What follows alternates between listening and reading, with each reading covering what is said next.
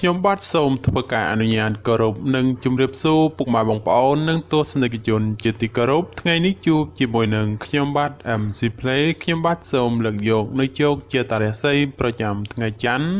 ថាតើនៅក្នុងថ្ងៃច័ន្ទនេះដួងរាសីរបស់ពុកម៉ែបងប្អូនប្រែប្រួលផ្លាស់ប្ដូរទៅជាយ៉ាងដូចម្ដេចនោះដើម្បីកុំឲ្យខាតពេលវេលាយូរនោះសូមអញ្ជើញរីករាយសន្តាប់ជាមួយនឹងខ្ញុំបាទដូចតទៅសម្រាប់អស់លោកអ្នកដែលកើតឆ្នាំជូតកណ្ដុរមាសអូបរ៉ាចិញ្ចឹមនាំលៀបនាំជ័យនាំសុភមង្គលប្រាថ្នាអ្វីបានសម្រេចហើយអនាគតខ្លាយជាអ្នកមានស្ដុកស្ដំម៉ោងនាំលៀបសំណាងគឺម៉ោង4ព្រឹកដល់ម៉ោង6ល្ងាចពណ៌នាំលៀបសំណាងគឺពណ៌ខ្មៅនិងពណ៌សលេខនាំលៀបសំណាងគឺលេខ32និងលេខ78សូមខមមិនលេខ799យកលៀបសម្បត្តិទេវតាទ្រព្យមានបារមីស័ក្តិសិទ្ធិណាស់ចេញភ្លាមទំនេរទាឆត់បំផុតសម្រាប់អស់លោកអ្នកដែលកើតឆ្នាំជូតនៅថ្ងៃនេះបើលោកអ្នកធ្វើអ្វីកុំរងចាំយូរពេកពីព្រោះថាផលជាផ្លែផ្កាតែងតែហុចមកវិញជានិច្ច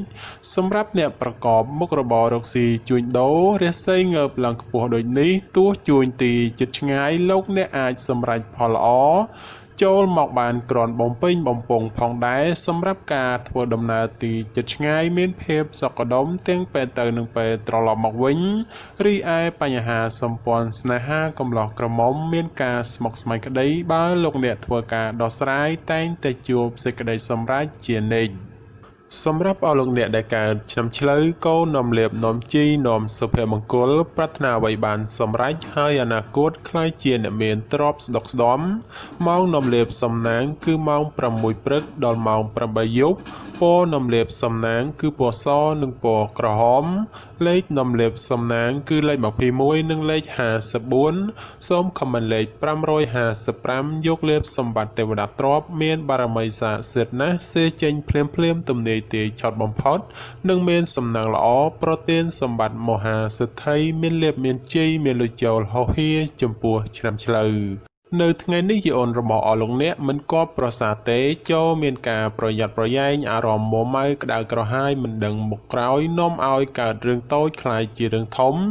ណាមួយគេចោមរំស្អប់បង្កជាឥទ្ធិពលអាក្រក់រោគនឹកស្មានមិនដល់ក្រៅពីនេះបើមានការប្រកបកិច្ចការងារលោកអ្នកអាចជួបរឿងរ៉ាវចំនួនកាត់ឡើងដូច្នោះក៏បីមានការប្រុងប្រយ័ត្នប្រយែងបើមិនដូច្នោះទេចូលធ្វើគោធ្វើថ្លង់ខ្លះទៅប្រសើរ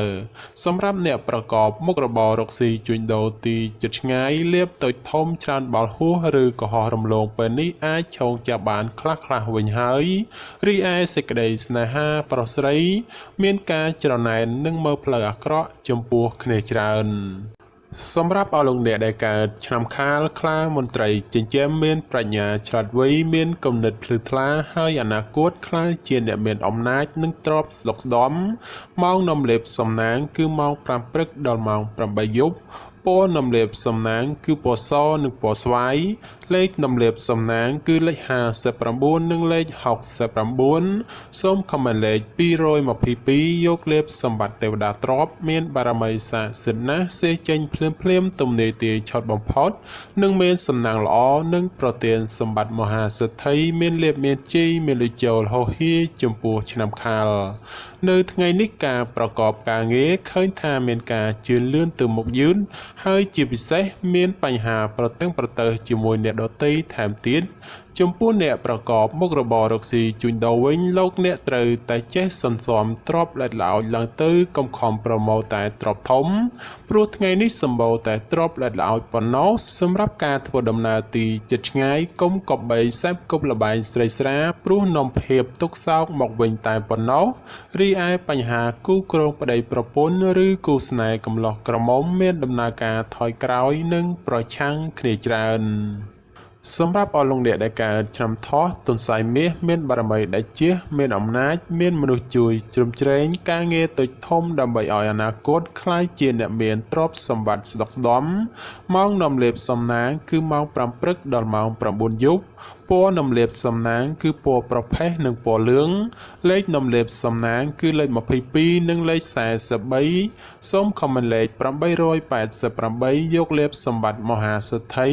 មានបារមីស័ក្តិសិទ្ធិណាស់សេចេញភ្លាមទំនាយទាយឆុតបំផុតនិងមានសំណាងល្អនិងប្រទានសម្បត្តិមហាសិទ្ធិមានលាភមានជ័យមានលុយចូលហោហៀចំពោះឆ្នាំថោះនៅថ្ងៃនេះការប្រកបការងារមានការជឿនលឿនទៅមុខច្រើនផ្នែកក្នុងនេះមិនថារឿងការងារប្រកាសឬរឿងផ្ទាល់ខ្លួននោះឡើយសម្រាប់អ្នកប្រកបមុខរបររកស៊ីជួញដូរវិញមានភាពរលូនល្អទៅមុខនិងការរកប្រាក់កម្រៃទៀតសោតក៏ក្រាន់បើជាងមុនផងសម្រាប់ការធ្វើដំណើរទីជិតឆ្ងាយមានភាពសុខដុមទាំងពេលទៅនិងពេលត្រឡប់មកវិញរីឯបញ្ហាស្នេហាកំឡោះក្រមុំឬមេម៉ាយពោះម៉ាយក្តីជួបរឿងការយល់ខុសនិងភាពប្រចែកប្រច័ណ្ឌកំពុងចូលលោកលុយច្រើនដូចនេះត្រូវកាត់បន្ថយការបង្កចំនួនវិវាទចេញពីខ្លួនខ្លះទៅប្រសើរសម្រាប់អស់លោកអ្នកដែលកើតឆ្នាំរោងពោះអ្នកក្រេតមន្ត្រីចិញ្ចឹមធ្វើកិច្ចការងារអ្វីមួយតែងតែមានគំនិតជ្រះថ្លាប្រាថ្នាអ្វីបានសម្រេចធ្វើការតូចធំតែងតែមានអ្នកគាំទ្រទំនុកបំរុងសពគ្រប់បែបយ៉ាងម៉ោងនំលាបសំណាងគឺម៉ោង7ព្រឹកដល់ម៉ោង8យប់ពណ៌នំលាបសំណាងគឺពណ៌សនិងពណ៌ក្រហមលេខនំលាបសំណាងគឺលេខ46និងលេខ98សូមខមមិនលេខ168យកលេបសម្បត្តិអុកញ៉ាមានបារមីស័ក្តិសិទ្ធិណាស់សៀចេញភ្លាមទំនាយទាយឆត់បំផុតនិងមានសំណាងល្អនិងប្រទានសម្បត្តិមហាសិទ្ធិមានលាភមានជ័យមានលុយចូលហោហៀចំពោះឆ្នាំរោងក្នុងថ្ងៃនេះមានជោគមានសេរីហើយបើទោះបីធ្វើអ្វីក៏ដោយតែងតែមានការរីកលូតលាស់និងមានជោគមានជ័យគួរសមសម្រាប់អ្នកប្រកបមុខរបររកស៊ីជួញដូរមានការប្រជែងគ្នាច្រើននិងជាពិសេសមានការប្រតឹងប្រទើសជាមួយអ្នកមានមុខរបរដូចគ្នាហេតុនេះក៏បីធ្វើចិត្តឲ្យទូលាយទៅគ្មានរឿងរ៉ាវចម្រូងចម្រាសកើតឡើងសម្រាប់ការធ្វើដំណើរទីជិតឆ្ងាយជួបភាពសុខដុមទាំងពេលទៅនិងពេលត្រឡប់មកវិញរីឯសេចក្តីស្នេហាកំឡោះក្រមុំមានការជឿនលឿនទៅមុខនិងផ្អែមល្ហែមល្អចំពោះគ្នាប្រពៃសម្រាប់អស់លោកអ្នកដែលកើតឆ្នាំអាសាញ់ពោះទេវតាចិញ្ចឹមមានលាភមានជ័យមានមនុស្សជាច្រើននាំគ្នាស្រឡាញ់រាប់អានសាទរម៉ោងនាំលាភសំណាងគឺម៉ោង6ព្រឹកដល់ម៉ោង8យប់ពណ៌នំលាបសំណាងគឺពណ៌លឿងនិងពណ៌ខ្មៅលេខនំលាបសំណាងគឺលេខ56និងលេខ89សូមខមមិនលេខ777យកលាបសម្បត្តិអភិជននៅលុយរយលានមានបារមីស័ក្តិសិទ្ធិណាស់សេចេញភ្លាមទំនាយទាយឆត់បំផុតនិងមានសំណាងល្អនិងប្រទានសម្បត្តិមហាសិទ្ធិមានលាភមានជ័យមានលុយចូលហោហៀចំពោះឆ្នាំអាសាញ់នៅថ្ងៃនេះទាំងស្ត្រីនិងបុរសបើចង់ធ្វើអ្វីក៏ដោយតែងតែជួបលើកំណត់ផ្លូវតានតឹង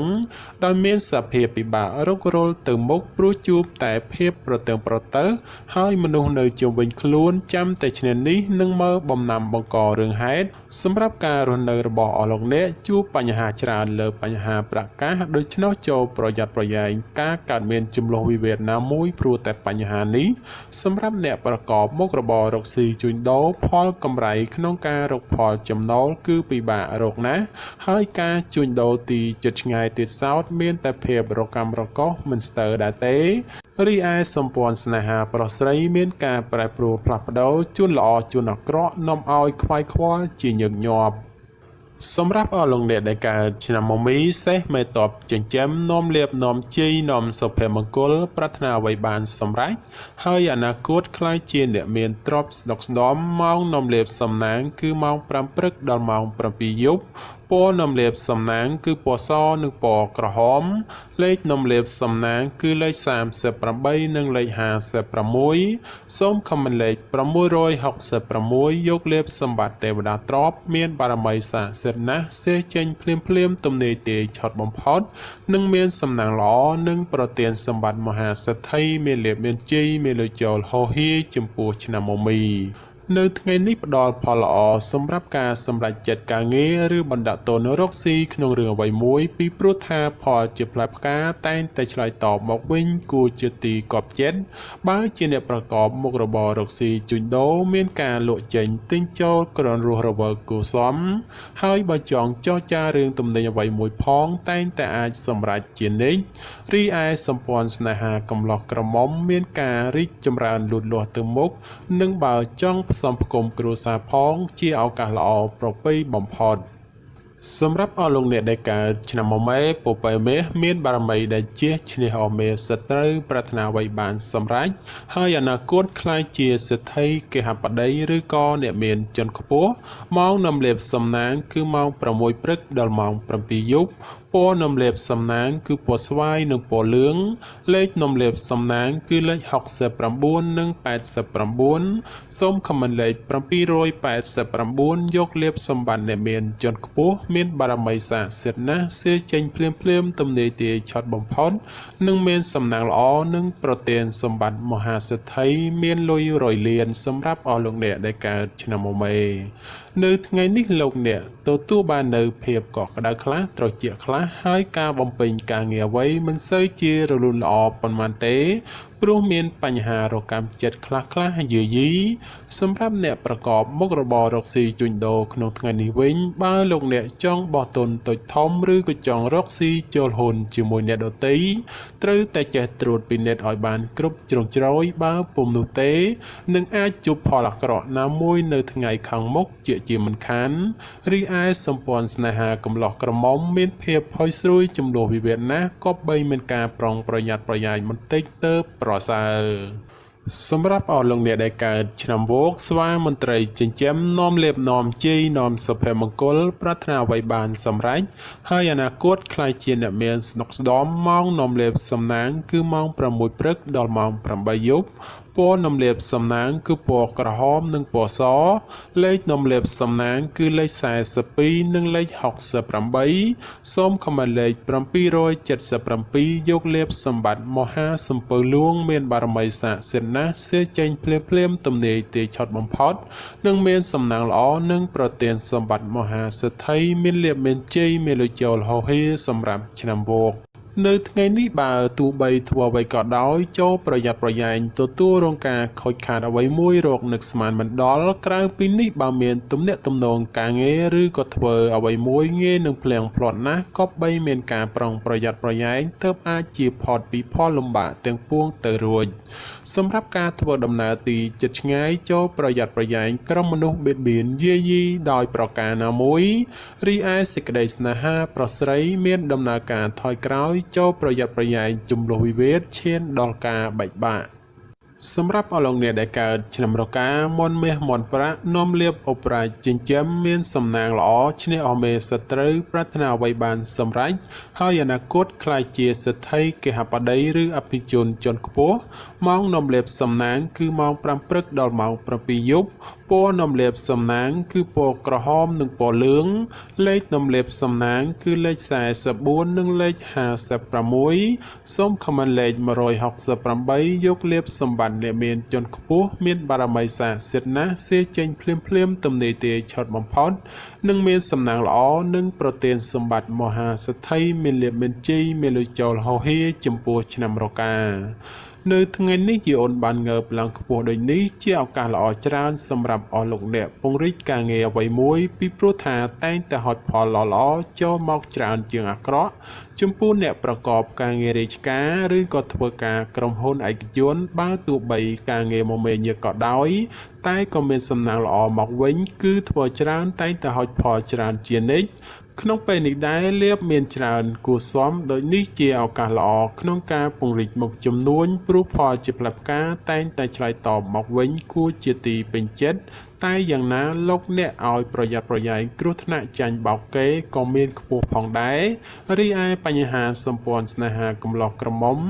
លោកអ្នកមិនគួរក៏បីលងលក់តែក្នុងរឿងស្នេហាខុសប្រក្រតីដែលនាំឲ្យអនាគតមិនប្រសើរ សម្រាប់អស់លោកអ្នកដែលកើតឆ្នាំចោសនៈនំលៀបអូប្រាចិញ្ចឹមមានសំណាងឆ្នេះអមេសត្រូវប្រាថ្នាអ្វីបានសម្រេចហើយអនាគតខ្លាយជាសិទ្ធិគេហបតីឬក៏អ្នកមានជាន់ខ្ពស់ម៉ោងនំលៀបសំណាងគឺម៉ោង6ព្រឹកដល់ម៉ោង9យប់ពណ៌នំលៀបសំណាងគឺពណ៌ខ្មៅនិងពណ៌ប្រផេះលេខនំលៀបសំណាងគឺលេខ14និងលេខ38សូមខមមិនលេខ168យកលៀបសម្បត្តិអ្នកមានជាន់ខ្ពស់មានបារមីស័ក្តិសិទ្ធិណាស់សេចេញភ្លាមទំនេរទេឆុតបំផុតនិងមានសំណាងល្អនិងប្រទានសម្បត្តិមហាសិទ្ធិមានលៀបមានជ័យមានលុយចូលហោហៀចំពោះឆ្នាំចោនៅថ្ងៃនេះលោកអ្នកប្រកបកិច្ចការងារអ្វីក៏អាចសម្រុកពេញទីបានហើយនិងបើទោះបីធ្វើអ្វីតែងតែហុចផលមកវិញទ្រាំជាទីកប់ប្រសើរសម្រាប់ពេលវេលាល្អក្នុងការធ្វើអ្វីមួយគឺម៉ោង1:00នាទីទៅដល់ម៉ោង2:59នាទីរសៀលហើយបើប្រកបកិច្ចការងារអ្វីតែងតែហុចផលមកវិញជានិច្ចចំពោះអ្នកប្រកបមុខរបររកស៊ីជួញដូរលោកអ្នកបើចង់បើកហាងថ្មីឬក៏ផ្លាស់ប្ដូរទីកន្លែងលក់ដូរជាឱកាសល្អប្រពៃណាព្រោះថាផលជាផ្លែផ្កាឆ្លើយតបក្រន់កបប្រសើរសម្រាប់ការធ្វើដំណើរទីជិតឆ្ងាយមានភាពសុខដុមទាំងពេលទៅនិងពេលត្រឡប់មកវិញរីឯសេចក្តីស្នេហាកំឡោះក្រមុំឬមេម៉ាយពោះម៉ាយក្តីបើមានរៀបអាពាហ៍ពិពាហ៍ឬចូលស្តីដណ្ដឹងតែងតែសម្រេចដោយគប់បំណង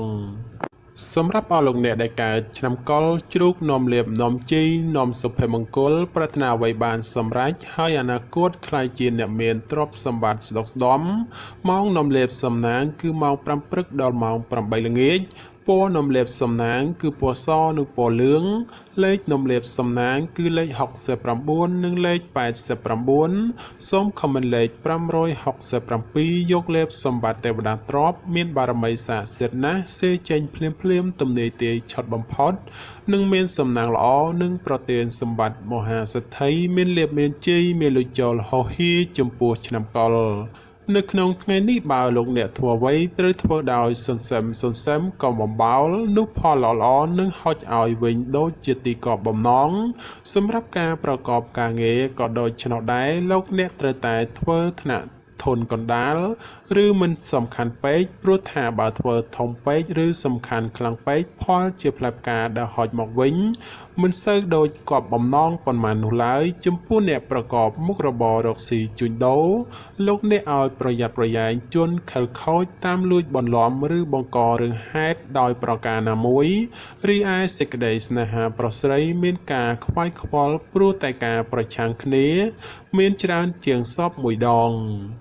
បាទចំពោះជោគជាតារាសីប្រចាំឆ្នាំទាំង12ខ្ញុំបាទក៏សូមបញ្ចប់ត្រឹមតែប៉ុណ្ណេះជាចុងក្រោយប្រសិនបើមានពាក្យលើសលួសខ្វះខាតត្រង់ប្រការណាមួយសូមពុកម៉ែបងប្អូនជួយអធ្យាស្រ័យដល់រូបខ្ញុំបាទផងហើយខ្ញុំបាទក៏សូមអរគុណនិងសូមជម្រាបលា